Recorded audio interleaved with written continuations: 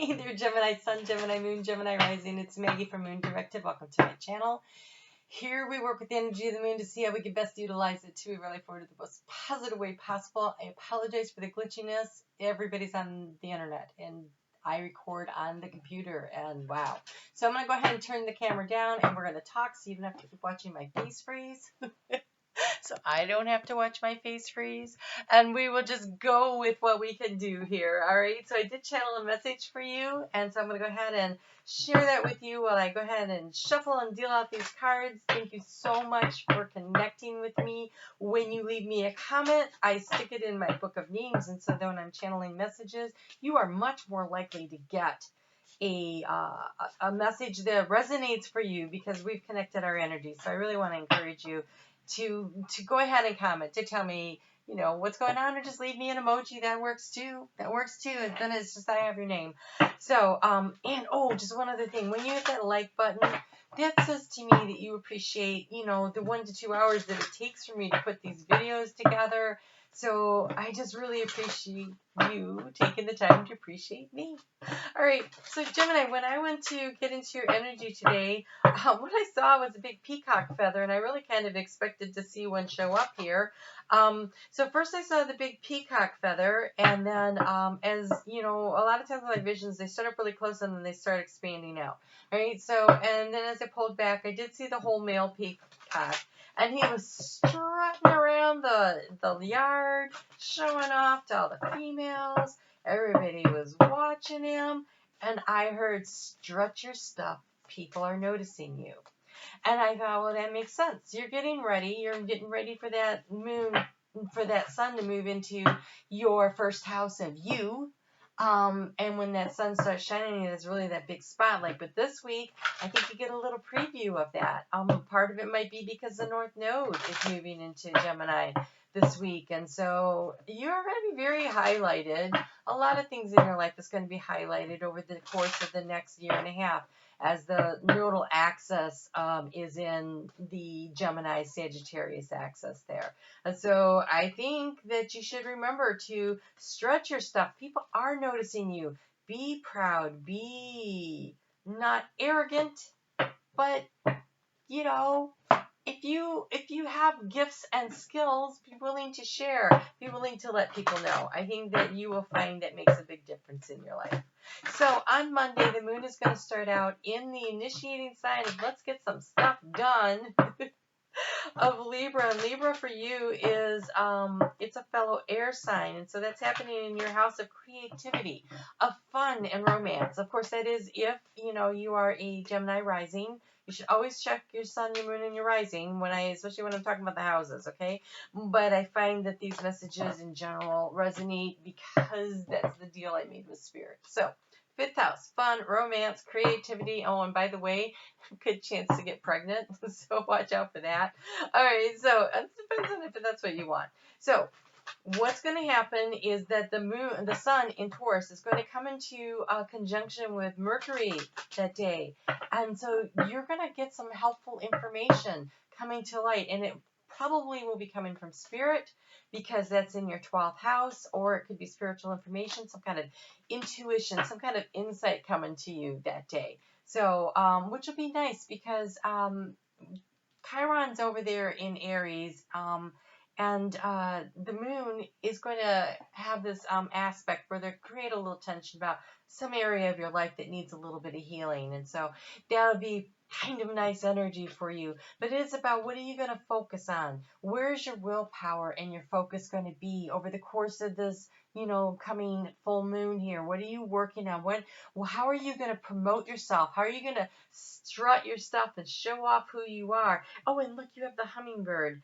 It says release what you've been carrying and lighten up. New joy is on the way. So focusing on what you're going to release with this full moon that is happening on Thursday. So time to start thinking about what triggers you that you want to change. What needs to be changed in your life to open up the creativity and the joy, the happiness in your life, right? So when we get to Wednesday, the moon is going to move into Scorpio at 3:05 in the morning. The energy that day is it's interesting. It's a little tense, but I don't think it's too uncomfortable for you. Thursday we have a full moon happening at 17 degrees and 20 minutes of Scorpio at 6:45 in the morning, and so you're gonna feel that energy in any if you have planets in Taurus, Scorpio, Leo, or Aquarius. Those are the fixed signs, so that could trigger some stuff for you. If you have planets, and that'd be planets that are about 15 to 19 degrees, so it's always good to know where your chart is. And if you have any planets in Pisces or Cancer or Scorpio, again, the water signs, that's really supportive energy. So that 15 to 19 degrees, you might really notice some things going on. And so this full moon is actually, wow, okay. You got some stuff happening here. So full moons are about what can you cut out? What can you release? So it's the trust moon. What action can you take to release something and trust that you are going to have new growth? You're going to have new opportunities. Those eggs are going to hatch and you're going to have ducklings and, they're going to propagate. And so where's all this stuff happening? And so you have here for this full moon, you're very close to achieving your goal in a tough, the end of a tough cycle approaches. So you're very close. What do you need to release? What do you need to let go of? The hummingbird says, what do you need to let go of to allow the joy into your life? So what is it? Anxiety over it? Are you worried about it? It's obviously a tough cycle. Nothing is set in stone, and we have a new moon here. And so I think that what you're releasing now allows for the growth and the opportunity to come in when you get to that new moon that's happening in your sign in Gemini to really plant those seeds of intention. So take a look at what is it that you can let go of right now. So is it an attitude? Is it an emotional attachment to something? Is it oh gosh, it just feels like it's in your 12th house, and so there's it's not in your 12th house, it is in your 8th house of transformation. So then it could really literally be in any part of your life that so kind of spend a little time thinking about it. It says every step counts. There is an advantage to taking things slowly, breathe deeply and fully as you consider your options. So the approach of this tough cycle, and you'll know what tough cycle you're in because that means you've been there a while. It's approaching, and every little step counts to get you to where you're going. Nothing is set in stone yet. So what can you release? What can you let go of so that when you're getting to that new moon that is happening in your sign on June 5th? No, not June 5th. Sorry about that. Gosh, it's just in 2 weeks. So that would be happening on the 20th? No, 22nd. On the 22nd of May. So over the course of the next couple of weeks, figuring out what you can do so that when you hit that new moon, you can really rock it out and get to where you're going. Yeah, you have got to kind of take a look at where the landscape is right now so that you can figure out what steps need to be taken next. There's also, with this moon in Scorpio, there's a need to keep a little bit of information to yourself. There's something really important. This is nice energy that day to get some things done, but it's really important because we have the moon in opposition to Mercury. And so there's some information that maybe you need to keep to yourself just for a little while longer. Then we get to the moon moving into Sagittarius, and this is about reflection. See, water is about the emotions, right? She's got her head above the water, which is nice for you, but she's also taking a look at herself and what's going on, and where does the pleasure come in? And where is her truth, and how can she stand in her truth, and having the confidence to stand in her truth and reclaim the power and the pleasure and the joy in your life?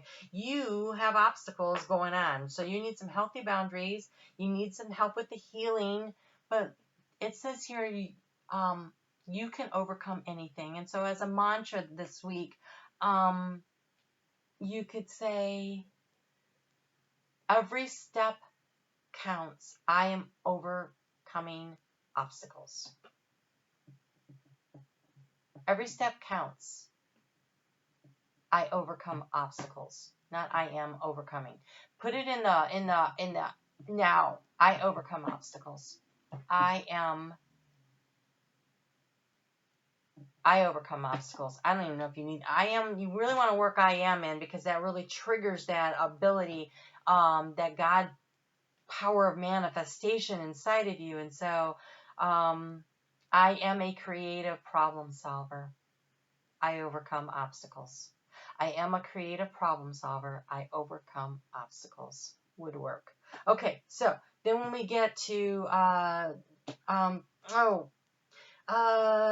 you might find your head a little up in the clouds, doing a little soul searching on Saturday about what brings the pleasure in. But we've got the moon squaring off with Neptune in Pisces, and so there could be some real deep insights that could come to you, right, while you're doing that self-reflecting. When we get to Sunday, the moon is into that initiating sign of Capricorn. And so initiating how to find the balance, how taking responsibility for what's going on in your life to create the balance, right? I am a creative problem solver. I overcome obstacles to create abundance. You have celebration and abundance. Two beautiful cards that came out. And speaking of celebration, don't forget it's Mother's Day, right? Okay, so celebration. Get ready to let your hair down and celebrate. It is time to go out and dance and play. An invitation could be on the way. Woohoo! It would be really nice. The invitation may be a little delayed, but last week I got together with some friends and we did happy hour and trivia night on the internet. We did a Zoom room.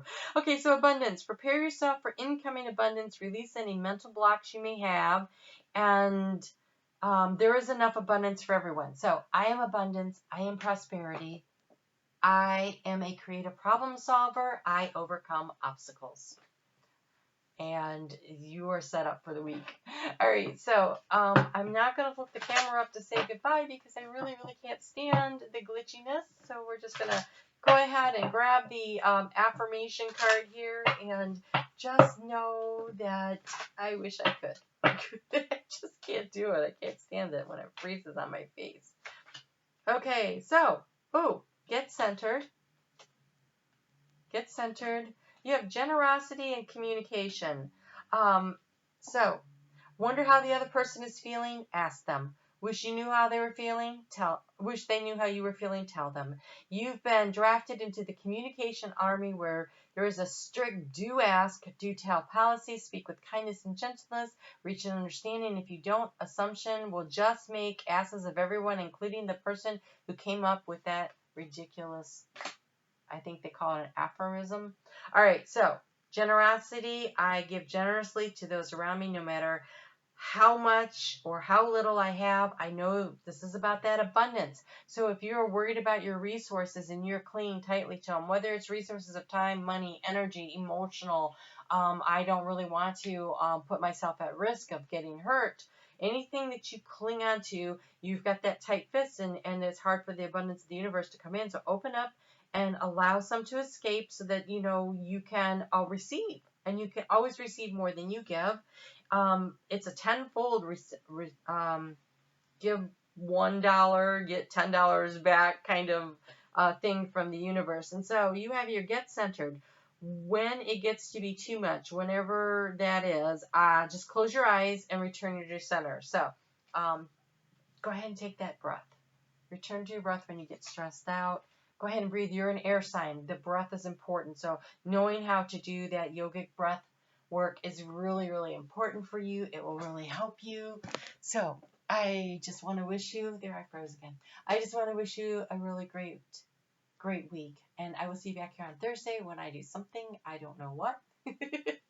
We'll figure that out later. All right, you take care.